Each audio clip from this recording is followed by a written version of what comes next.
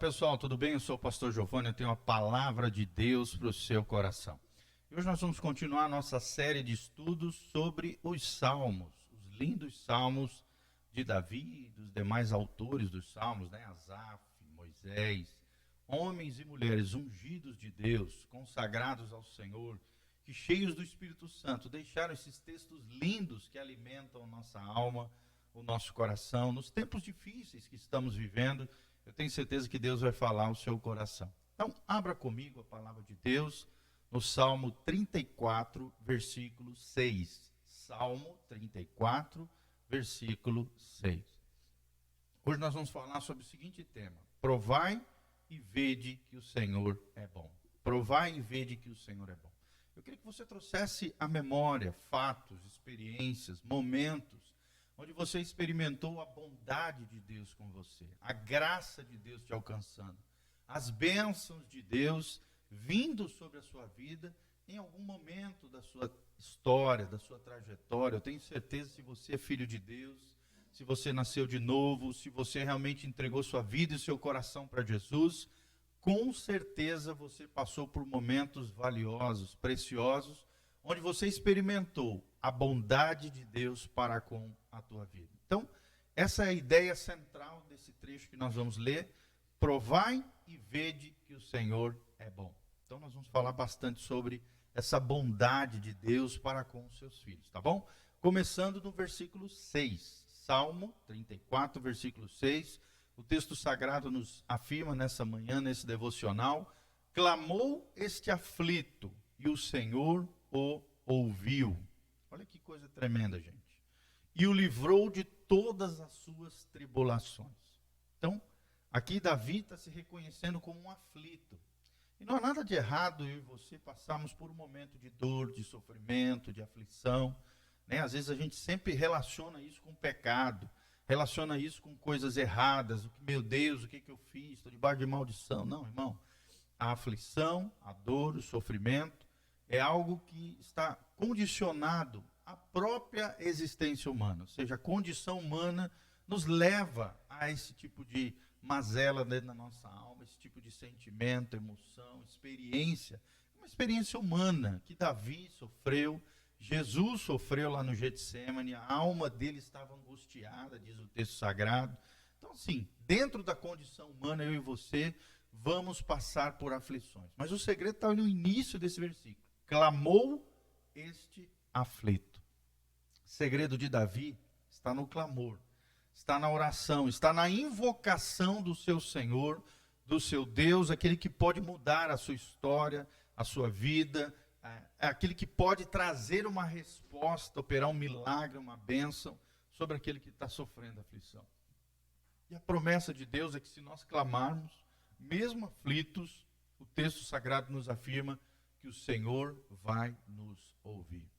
Sabe, irmão, talvez você esteja sofrendo medos nesse tempo difícil que nós estamos vivendo, talvez uma situação econômica difícil, crônica, complicada, complexa, e você precisa da sabedoria do Senhor, da direção do Senhor, da orientação do Senhor para com a tua vida, querido.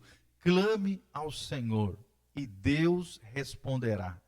Deus ouvirá o clamor dos seus filhos.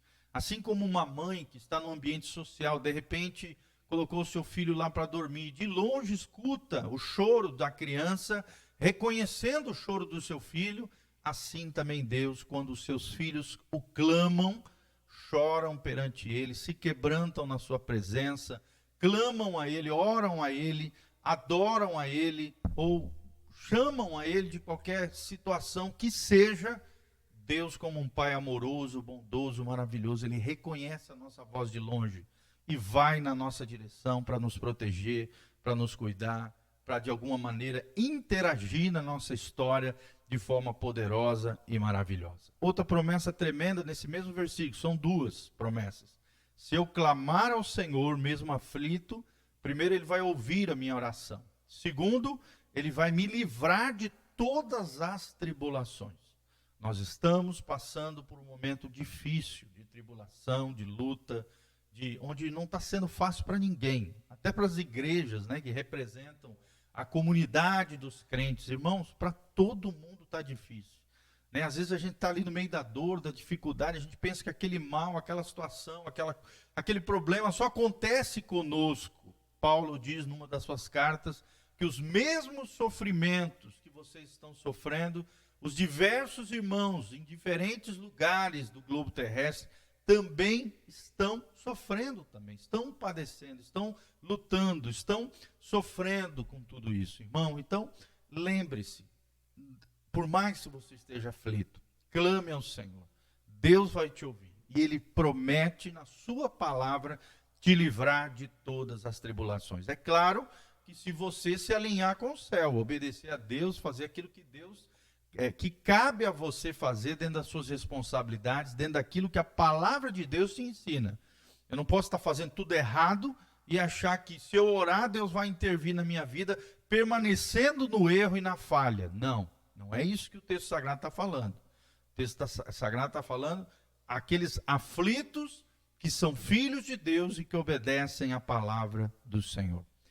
Então, o meu coração, a minha vida, a minha postura, minhas atitudes, as minhas ações precisam refletir o coração de Deus. É igual aquele outro salmo que diz: deleita-te no Senhor e Ele satisfará os desejos do teu coração. Se Deus for o meu deleite, se eu me deleitar, se eu viver na presença do Senhor, tudo que eu pensar, desejar, sonhar, automaticamente vai estar em sintonia com o coração de Deus. E, obviamente, deleita-te no Senhor e Ele satisfará os desejos do teu coração. Por quê? Porque serão desejos santos, desejos alinhados com a vontade de Deus, que é boa, perfeita e agradável. E vai acontecer maravilhas na nossa vida. Olha o que diz o versículo 7 aqui. Eu uso muito quando eu vou viajar de carro. Quando eu estou de viagem no carro, eu tomo posse dessa palavra sobre a minha vida. A Bíblia diz: o anjo do Senhor acampa-se ao redor daqueles que o temem e os livra. Olha que promessa extraordinária eu e você temos sobre as nossas vidas. Que os anjos de Deus, Salmo 34, versículo 7, os anjos do Senhor acampam-se, ou seja, eles estão ao nosso redor, eles nos guardam. Eles, além de trazerem as bênçãos de Deus sobre a nossa vida, estabelecer a vontade de Deus sobre os filhos de Deus através de milagres, maravilhas, sinais, prodígios. A Bíblia promete aqui também proteção dos anjos do Senhor. Todo crente tem pelo menos um anjo que cuida dele, às vezes até mais, dependendo do seu nível espiritual de batalha, da sua posição espiritual diante de Deus, diante dos homens. Irmãos, nós temos anjos do Senhor. Aqui no caso está no singular, porque fala que pelo menos um anjo do Senhor acampa-se ao redor daqueles que o temem e os livra de todo mal. Mas nós vemos relatos em outros textos da Bíblia, onde outros anjos estavam ao redor de profetas, né, de reis, de sacerdotes. Então, nós vemos também forças angelicais trabalhando a nosso favor, nos protegendo, nos livrando de todo o mal, nos livrando das tragédias, nos livrando de mazelas, nos livrando de males, de intentos malignos que talvez Satanás use através de pessoas, de circunstâncias, de situações. Anjos de Deus estão a seu favor para te proteger, para cuidar de você, para trazer as bênçãos de Deus sobre a sua vida. Quem é que traz as maravilhas de Deus dos céus sobre a terra? Os anjos de Deus. Quando você está expulsando um demônio, você fala: sai em nome de Jesus. Quem é que vai lá e arranca o demônio daquele corpo e tira, né, libertando aquela pessoa? É o anjo do Senhor que está do nosso lado, que está a nosso serviço. A Bíblia diz lá em Hebreus, capítulo 1, que os anjos de Deus são ministradores daqueles que vão herdar a salvação. Então nós temos ministros, é como se nós fôssemos o delegado de polícia e os anjos fossem os policiais que estão ao nosso, subjugados a nós, subjugados no sentido que estão debaixo da nossa autoridade. Nós vamos mandar o policial ir lá prender o fulano, de alguma maneira amarrar aquele fulano, e o anjo vai lá e faz. Faz porque nós temos autoridade, porque somos filhos de Deus, porque tememos ao Senhor. O segredo também está aqui, ao redor daqueles que o temem. Ou seja, eu não posso viver a vida do meu jeito, da minha maneira, da maneira mundana de ser, contrária à palavra de Deus, alienado do Senhor e achar que os anjos estão ali para me proteger. Não. Se eu temer ao Senhor, que aqui fala de uma vida de fé confiante na obra de Cristo, uma fé na graça de Deus, no Evangelho de Jesus que está em nós, e também uma vida de obediência à palavra de Deus. Quem teme ao Senhor, obedece à palavra. Esses, sim, têm a proteção, o serviço e o ministério dos anjos de Deus a seu favor. E aí vem o versículo 8. Ó, provai e vede que o Senhor é bom. Bem-aventurado o homem que nele se refugia. Que coisa tremenda esses 3 versículos bíblicos. Então o salmista diz, olha, ele nos desafia aqui nessa manhã. Provem e vejam que o Senhor é bom. Trazendo a memória que se você clamar, Deus vai ouvir as suas orações. Trazendo a memória que Deus, aquele que você clamou, também vai te livrar de todas as suas tribulações. Também lembrando que além disso, da resposta ao nosso clamor, do livramento das tribulações, nós temos anjos que vão acampar ao nosso redor, ao redor daqueles que levam Deus a sério, aqueles que temem ao Senhor, e os livrará de todo o mal. E assim nós veremos, através de milagres, maravilhas, sinais, prodígios, respostas de Deus na nossa vida, provaremos o quão bom é o nosso Deus. Deus é bom, meus amados. O tempo todo Deus é bom. Deus nunca vai querer o seu mal. Deus é benigno, benignidade. Fala de Deus quer o nosso bem. Deus é o supremo bem, mas também quer fazer o bem, bondade, fazer coisas boas. Os planos de Deus são maiores do que os nossos planos. Os pensamentos de Deus, diz o profeta, são maiores do que os nossos pensamentos. E o que Deus tem para nós são coisas maravilhosas. Provai e vede que o Senhor é bom. E ele termina aqui, esses 3 versículos, dizendo, bem-aventurado o homem, a mulher, o ser humano, que nele se refugia. Irmão, Deus é o nosso refúgio. Ele é o socorro bem presente no momento da tribulação, da dificuldade. Uma vez, eu já falei isso, mas vou repetir, estava numa trilha lá no Chile, numa cidadezinha do interior do Chile, com meus filhos, fazendo uma trilha num parque florestal lindíssimo lá naquela cidade, lá na Patagônia chilena, e nós caminhando assim por cerca de 40 minutos, 1 hora, a cada 300 metros daquela trilha, que pode sofrer intempéries, lá é um clima bem inóspito, frio, tem neve, então a cada 300 metros de trilha tinha uma casa de refúgio, um local para se abrigar. Por quê? Imagina, você está lá no meio do mato, lá no meio da trilha, lá a 2, 3 quilômetros no meio do mato, de repente começa a chover copiosamente, você precisa de um abrigo. Ou então começa a cair neve fervorosa e você está no meio da floresta, no meio do mato, e aquela neve ali. Então, a cada 300 metros da trilha tinha uma casa de abrigo, um refúgio para você ficar lá. E dentro do refúgio tinha cama, tem alimentos básicos, tem cobertores, tem as coisas necessárias, básicas, para que você se refugie, passe ali, às vezes, até alguns dias, dentro de uma situação, do clima virar, da situação complicar. Assim também é na nossa vida, irmão. Se o clima virou, hoje estava tudo muito fácil, ser cristão antes da pandemia estava tudo muito fácil, tudo muito moleza, principalmente na nossa nação, que não é hostil ao evangelho. Estava fácil ser crente, estava fácil ser evangélico, cristão, de Deus, filho de Deus, mas aí vem tudo isso, esse chacoalhar de Deus, não só aqui no Brasil, mas em toda a humanidade, Deus levando os seres humanos ao quebrantamento, Deus levando, provando a nossa fé, aonde está a nossa confiança, uma pandemia que está nivelando todas as pessoas, não importa se você é rico, se é pobre, se tem muito, se tem pouco, se sabe muito ou é iletrado, todos estão sofrendo as mesmas dificuldades, mazelas.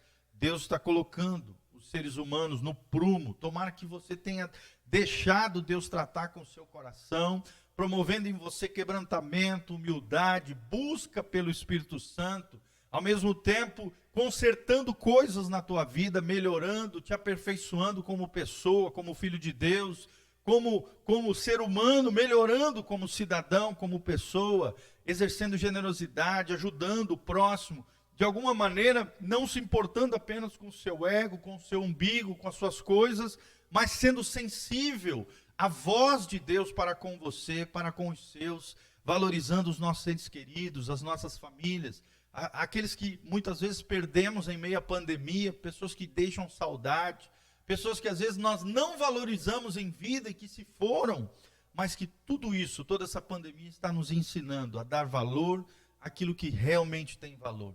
E o maior valor é Jesus, o maior valor é Deus Pai, o maior valor é a vida com o Espírito Santo, é a maior riqueza, Ele é o nosso abrigo. Bem-aventurado o homem que nele se refugia. Que você compreenda tudo isso. Mudou o clima, a tempestade veio. Que Deus já seja antecipadamente o seu refúgio, a sua casa de abrigo, o seu lugar seguro, a sua fortaleza interior e exterior, porque Ele é o nosso amigo. Amém? Que Deus abençoe a sua vida, o seu coração. Nós vamos deixar aqui disponível também, se você quer se levantar como um cooperador fiel dessa obra linda do Senhor, e que aqui estão os nossos dados para com isso. Que Deus abençoe a sua vida e o seu coração. Nós queremos orar por você agora. Feche seus olhinhos, coloque a mão no seu coração. Estamos em oração por você. Pai, no nome de Jesus, nós queremos abençoar a vida dos nossos irmãos. Agradecer pelo carinho de cada um daqueles que estão nos escutando nessa manhã, na tua presença, diante da tua face, diante do Senhor. Que Jesus seja o centro, que a palavra de Deus seja o fundamento, que nós possamos provar e ver que o Senhor é bom, Pai. Possamos valorizar os relacionamentos com o Senhor, em primeiro lugar, o nosso maior tesouro, a nossa maior herança, o nosso maior recurso maravilhoso que nós temos. Derrama a tua glória, a tua graça, a tua unção, o teu poder. Opera maravilhas na vida do teu povo, na tua casa, na tua igreja.